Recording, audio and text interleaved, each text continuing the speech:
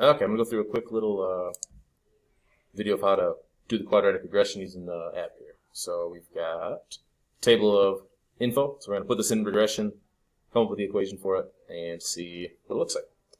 So this is the link that you get from clicking on there. And since we're checking to see if it's a quadratic regression, we want to pick quadratic. And then it comes pre-filled with a bunch of random numbers. Just hit clear to get them out of there. And then we just need to type these 5 data points in. So I usually just go right down the line. Okay, and then my outputs, like so. Okay, once you got them, double check it, make sure that these line up with those. We're looking good. And then you just hit execute. You don't have to fill all these, you just put up to 3 or more points is what you have to have.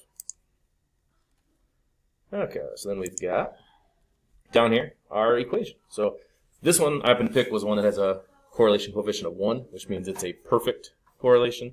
So this is exactly the equation. So remember, these are just the a, b, and c values in your standard form equation. So this equation would be y equals negative 6x squared plus 1x plus 2.